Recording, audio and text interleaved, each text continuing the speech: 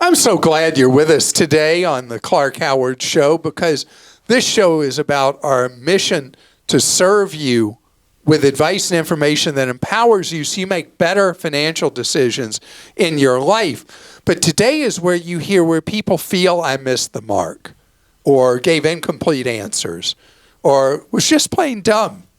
It's called Clark Stinks.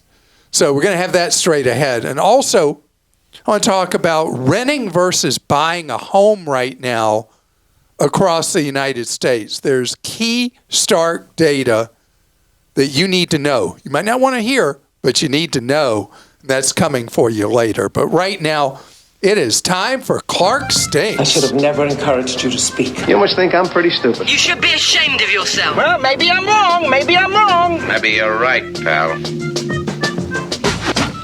Okay, I have to admit I'm a few weeks behind on the Clark Stinks, but this is the most popular topic I've ever received Clark Stinks about. Really? Tell me. We had the most Clark Stinks ever about this. When the person asked about cutting their traditional telephone wire down, and you started to suggest that they could figure out what line it was, even though, as you said, it could be quote-unquote curtains for them if they cut the wrong line. So I'm reading one here, and then people were funny. Here's one. Clark Howard takes a 1-year auto mechanics course and was, quote, capable of doing basically nothing after it. So true. Also, Clark Howard, 5 minutes earlier in the same podcast. Sure, dear listener, just hop up on the old roof and cut that wire. I'll explain how to make sure it's not loaded with enough electricity to send Marty McFly back in time.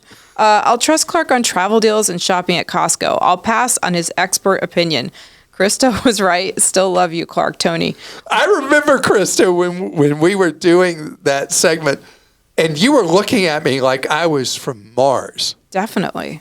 And I know all men are from Mars, but I was definitely from Mars, right? And I stand corrected, because this is the beauty of Clark Stinks. It wasn't just you looking at me that way. Person after person after person on after YouTube, person. One guy said, I'm sending my mother-in-law up there. I'm going to provide the ladder. Another person said to let them know when Clark goes to cut his wire because they enjoy a good fireworks show. I mean, it was everything from that to like a couple people saying how you could tell which wire was which. But most people saying you're out of your mind. Don't leave this to a professional.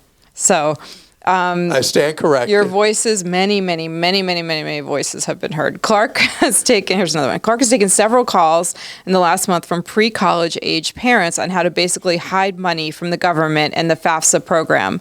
Whether it be a 529 or UTMA, these funds should be legitimately used to pay for college expenses, not be hidden to save and have the taxpayer pay. Every question has the same slant. How can I hide this existing money to maximize my college aid?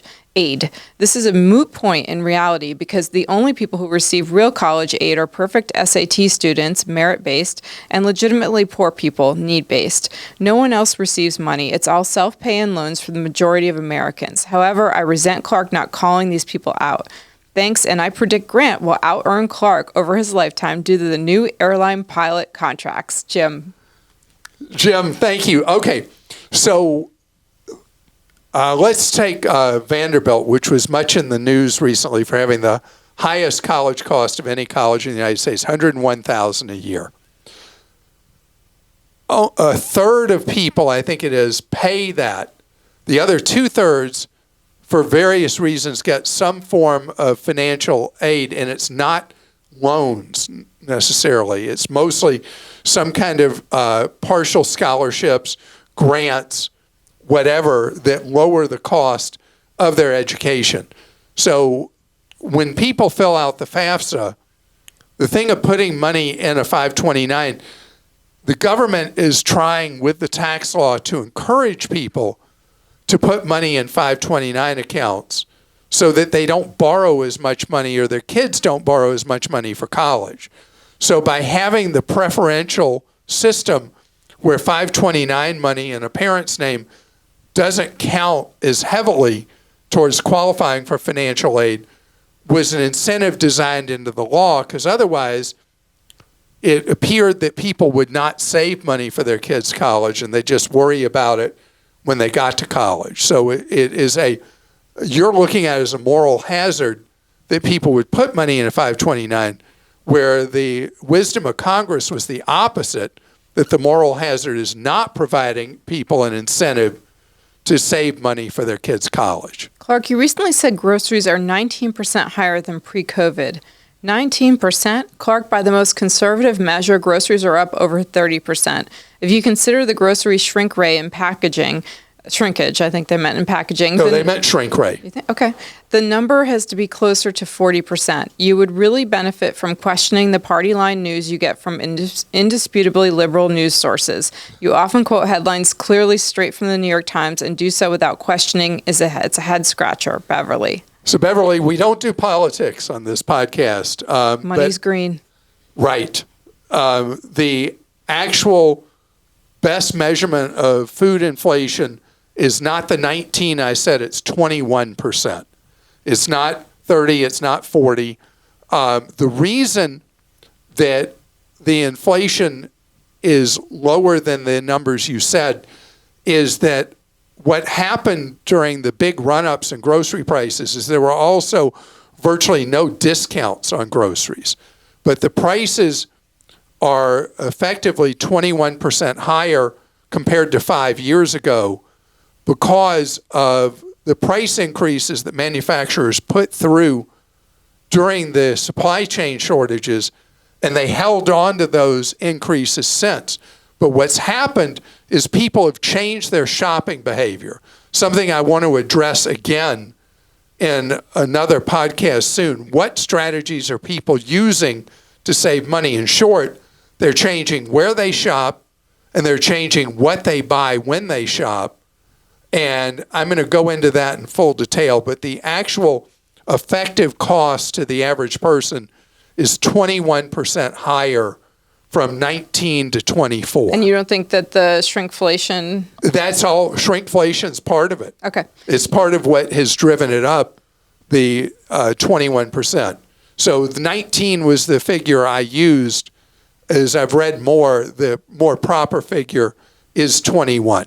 You stink like the Limburger cheese in my refrigerator. On today's podcast, you talked about how Home Depot is getting into the pre-built home business like Sears used to many years ago.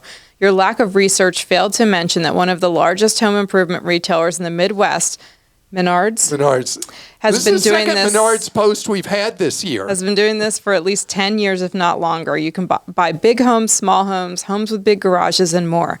Thanks for all you do for us, Carl in Richmond, Virginia. Carl, thank you. And, I don't live in a Menards market, so it's my fault for overlooking them in this case. And thank you for bringing the information to the table, which is exactly what Clark Stinks is for. You railed against property insurers for what you called an invasion of privacy and spying on its customers using satellite or drone images. Get a grip. These images are gathered by all kinds of companies and government agencies and are readily available online. Normally, you present a pretty fair and balanced perspective on the insurance industry, helping to inform consumers of when and how insurance should be used. But this time, you've gone too far by buying into some kind of fear-mongering about big businesses watching people and sensationalizing a problem that doesn't exist. And that's from Ethan. Ethan, thank you very much. Insurers imaging your home every single day seems excessive to me.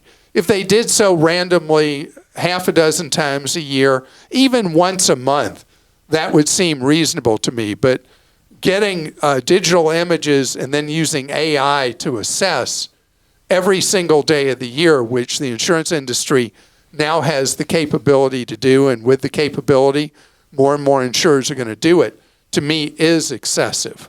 Clark, you smell a little like a ripe locker room. While I totally agree with your concerns about student loans and the cost of college, without the federal loan program, only rich people could go into the medical professions. Med schools are not using fancy gyms or dorms to attract students, and the cost of medical school is well over $200,000. Since you cannot work in medical school, that means taking on more loans for living expenses, and that's from Christa.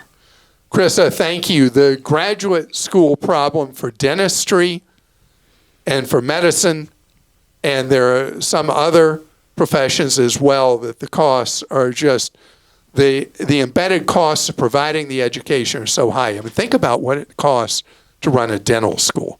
I mean, unbelievable money. So I don't necessarily have a good answer for the professional schools and the costs involved. And you're right, they're not suffering from the same amenities creep as undergraduate school programs are around the country. Maybe fellow listeners have a good suggestion about how we should help students pay for dental and medical school, other than obviously the military, as we had a post recently about how if someone becomes a military doctor following for, I think it was a 5-year commitment, that the military picks up the cost of their medical school. I enjoyed hearing you speak positively about supposed benefits in our economy because manufacturing companies are having gains in productivity through efficient streamlining or simplifying after COVID. However, when I went to Target to get more Scott Comfort Plus toilet paper, the spot where they would be on the shelf was totally empty. Target had it on clearance and it's permanently gone. BJ's also is having Scott Comfort Plus toilet paper on clearance, so it's clearly being discontinued, and reminded me when Clark spoke about this consolidation trend. The thing is, toilet paper variation was the only kind on the market with I think they're talking about the Scott's one, the only kind of the market with firm ridges, never would disintegrate into little bits, and also would never clog the toilet, and it's septic safe. So what am I supposed to be happy about now that this variety is being discontinued? And why is this good for the economy? Bob in North Carolina.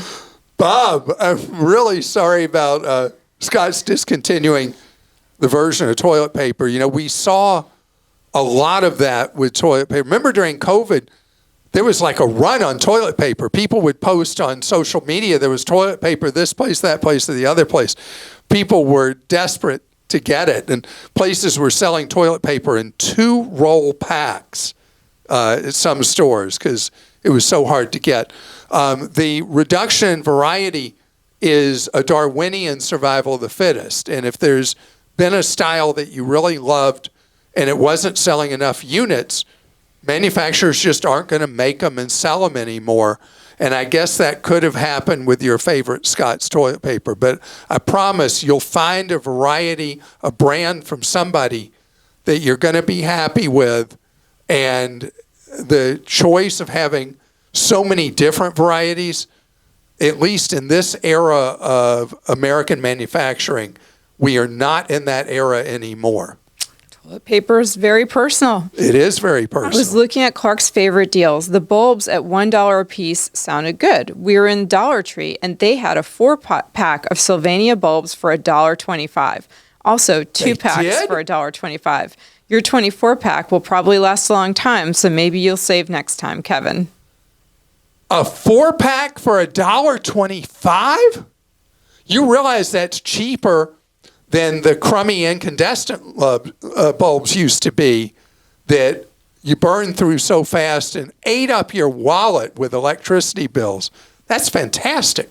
He out-Clarked you. Yeah. Clark recently erroneously stated the carbon monoxide detectors should be placed at lower points in a room. This myth has been long debunked. Carbon monoxide is only barely heavier than oxygen, and in fact, it is lighter than nitrogen gas, which makes up 78% of our breathable air. Carbon monoxide does not readily rise or fall in a typical room air environment. Place your carbon monoxide detectors wherever it's convenient, but definitely place one adjacent to every sleeping area in a home. Kevin in California, a firefighter. Kevin, thank you very much. I've never heard that. I'd always heard to place them on the floor, so I appreciate that, and I'll do more reading as well. The most important thing you said was your ending thought, to have them in every single bedroom in a home. And carbon monoxide detectors are something that almost nobody has in their homes. This has come up again and again because I travel with a portable one to take in hotel rooms because of staffing problems in hotel rooms. There have been hotels. There have been a lot of tragedies where people died of carbon monoxide poisoning in hotels. Clark, you stink worse than my dog who has been sprayed by a skunk. Ooh. That smell does not go away. Ooh. On the topic of TVs, you mentioned spending the lowest amount you can and that it doesn't matter. I tend to agree, and almost all of my TVs are nothing special and ones I found on sale. However, depending on the amount of use you will get and placement of the TV, I say this justifies spending on a little more. For example, I think most people will use the living room TV a good amount, and this room usually has multiple windows and the possibility of sun hitting the TV. Because of this, I think someone can do what I did and spend a little more while still shopping around for a sale, but splurging on the next tier TV that can reduce glare. These TVs are typically going to cost more because they are the biggest room, and if they're like me, they will want the larger screen. And if you need help relocating the skunk, I've got experience. I had to do it 4 times last year, Chris. Oh, gross, Chris. Oh, man. And yes, Clark is with you on the bigger screen. Like everyone who talks to you about TVs that I've ever been around, you always try to convince them to go up one more size on their TV. That's right. It always, you go from 65 to 75, you're going to be happier. Go from 75 to 85, you're going to be happier. Go from 85 to 98 or 100, you'll be happier. If you're into sports, which you are, Christa, you love, is there any sport you don't love? Maybe cricket you don't care about? Not into curling. Yeah, not into curling, not into cricket. Any of the C's. We watched, sports. There was like a pillow fighting championship on TV the other day. Like what? A pillow fighting. Pillow fighting is actually a sport. Is that on ESPN, the Ocho? I don't know what. Remember the Ocho from was. Dodgeball? Anyway, I appreciate that. The glare in a room is going to more limit your choices. And if you have a living room with a lot of light coming in during the day, you're going to find as you said, you're going to have to spend more on a TV. And Consumer Reports does a good job in their TV write-ups talking about which TVs are good with a lot of natural light coming in a room to have that great picture and deal with the glare. Don't necessarily believe what you're told in the electronics store or what you're told by the salesperson about a TV or even what the manufacturer claims. I really trust Consumer Reports on these TVs. And I want to tell you how grateful I am to each of you for taking the time to write on all these variety of topics. And if your Clark Sinks hasn't been read yet, hopefully it'll be read next Friday or the Friday after, because one of the most important things anybody can have is the ability to learn through your whole life. And I love how you will bring up ideas, challenge things I've said, or improve something I've said, or just like with cutting the wire from the street to your house, that I'm out of my area, out of my league, and should zip it closed, and I appreciate that as well. Coming up ahead, speaking of homes, what do you do right now? Home prices so high, mortgages so high. Do you buy or rent? I've got new data for you. There's a big gap right now in the United States between large urban metro areas and the rest of the country with housing. New data shows that in every large metro area in the country, it is crazily more expensive right now to buy than to rent. At numbers that we've never seen so widespread around the country. USA Today wrote a story recently that found that in the top 20 markets in the United States, it is more than 50% cheaper to rent than to buy right now. More than 50% cheaper. Doesn't mean you never buy a home. It just means right now buying one in the 20 largest markets in the country is cost prohibitive. In the top 50, it's 37% cheaper overall to rent instead of buy. A lot of this data is stuff they found from Bankrate. A lot of numbers crunching involved with this. But it is crazy how much more the effective cost of owning a home is than renting if you're buying at this moment. This will correct. It will correct. It always does, except in some key urban cores. What would be examples? New York and San Francisco, cities with extreme congestion. It has been just year after year, going way back in time, cheaper to rent than to buy. But buying a house is in many cases a personal goal. And it's discouraging for you to hear me say that it's better right now, much better, to rent than to buy. What you do is you take the money you would be spending. As an example, the median price home in the U.S., the mortgage payment, $2,700, the equivalent rent, $1,900. That's in these big markets. So that means you take that $800 a month, $10,000 a year, you build up more down payment money. You bide your time. Mortgage rates will come down. It's going to happen. They're not going back to 2 or 3%. That was a market manipulation by the Federal Reserve to stave off a Great Depression after the banking scandals. So the rates will normalize. Inflation will go back to historical averages. And mortgage rates will go down maybe into the 5s from where they are now. It's going to take a while. And that generates then a much more affordable payment.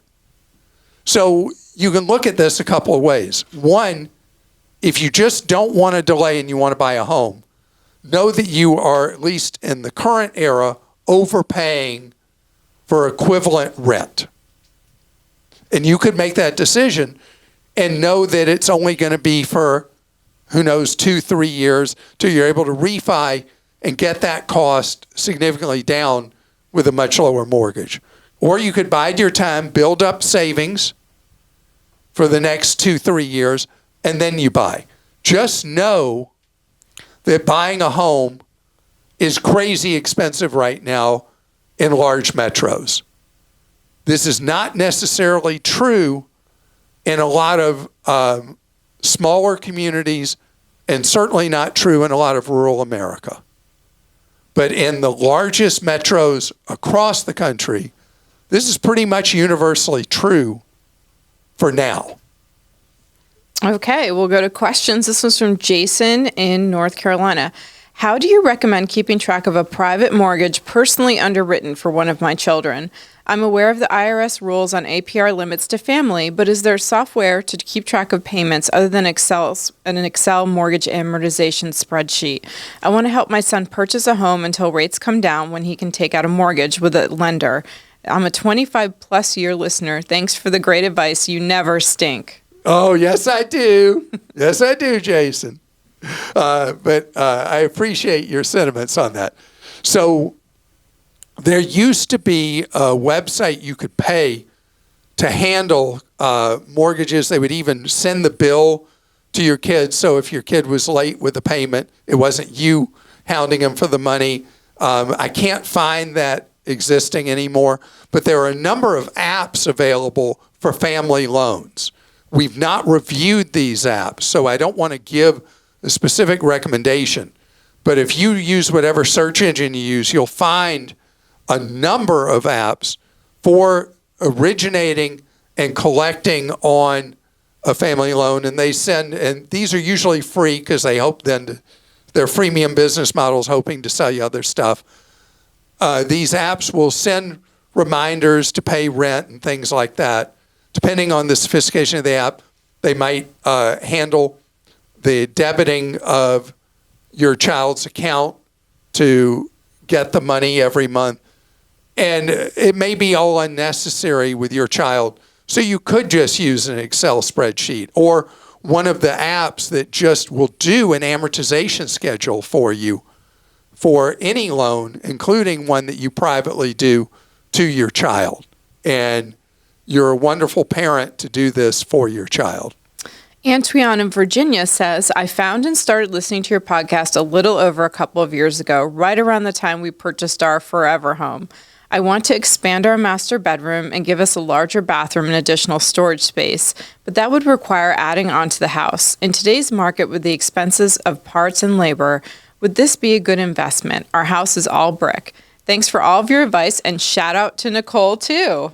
How about that? Shout out Nicole. Nicole manages our community, clark.com/community. She goes into the YouTube videos all the time and answers some questions, comments, and lets us know if there's things going on in there that we might not see. She's amazing. She does a ton of different work with our communities. Also an incredibly kind human being. Yes, she's the best. Wonderful and human she being. filled in for me before and did a fantastic job.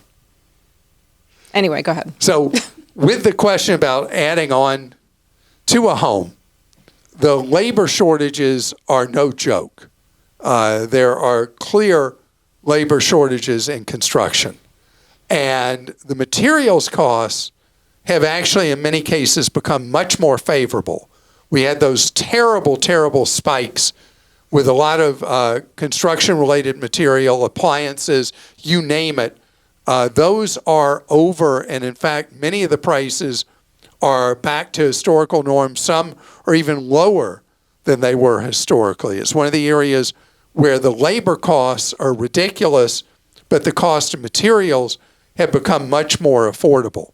So you want to do a larger bathroom, you want to have additional storage space. Know that this will not have a return on investment. Even the best home additions and improvements don't pay back dollar for dollar. You do this so you can enjoy your home. So don't look at it as an investment. But a redo of a bathroom gets you back most of what you put into it. Unlike a lot of other home improvements that the payback is very, very low as a percent of the money you put in. So you want quotes from multiple contractors. You want to make those quotes useful, you need to be very, very clear what the scope of work it is, the level of materials. With a bathroom, you can really get very specific what shower you want, what toilet you want, all the things you want in there, what level of materials you want in the closet.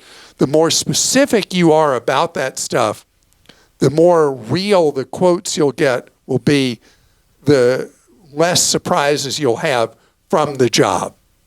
This is from Julie in California. My father passed away a year ago at Sorry, Julie. Yes, at age 93. And my 92-year-old mother is in an assisted living costing $6,000 a month, and she's not in good health. She owns... Wow. I know, brutal. She owns a house worth about $1 million here in Southern California. So it's like a shack. I know, right? It's $1 million crazy. in Southern California. Should we A, sell it now, B, rent it out indefinitely for $6,000 to $7,000 a month, or C, wait until she passes to sell? It's only me and my sister, but I'm the power of attorney and executor.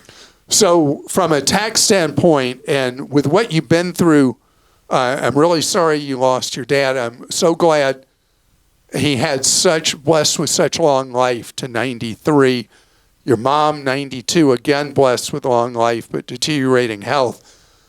If you've not done so yet, Julie, you want to seek out a lawyer who is what's known as an elder law attorney. It's a specialty area of the law. It's different than an estate attorney. Elder law attorney will be able to advise you on the smartest paths here. I like, as a non-lawyer, I like your idea of renting the property out indefinitely, as it will cover your mom's cost in assisted living. And a home is a great asset to inherit, much better to inherit than it is to receive while your parent is still living. And that's because the tax treatment of it is an inherited asset versus one that you receive while the individual is alive. So that's the most basic advice that I can give you as a layperson. but absolutely it will be very much to your advantage to find an elder law attorney. And we have information on Clark.com how to locate, this is a specialty area of the law, to find an elder law attorney near you in Southern California. And I hope that as your mom ages in assisted living, that her last phase of her life is as wonderful as it can be.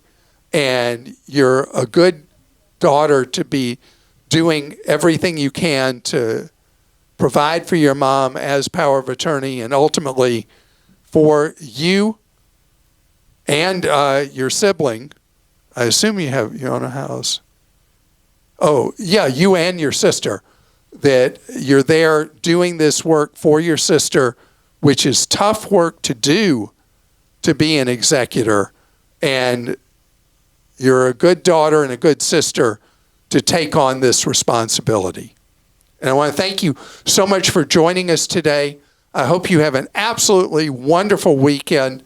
Know that we never sleep at Clark.com and ClarkDeals.com. All weekend long, we'll have great information for your wallet. We'll have great money-saving tips for you at Clark.com and Clark Deals.